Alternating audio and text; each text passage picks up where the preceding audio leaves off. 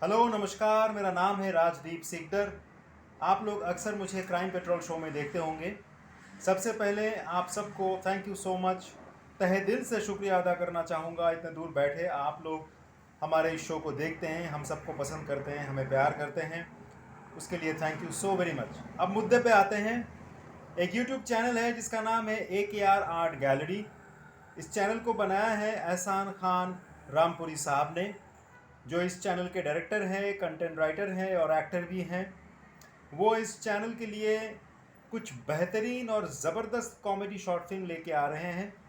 आप लोग इस चैनल पे वो सारे कॉमेडी शॉर्ट फिल्म्स देखिए, मज़े लीजिए, लुत्फ़ उठाइए और इस चैनल का नाम मत भूलिएगा, AKR art gallery, run by mister एहसान खान रामपुरी साहब।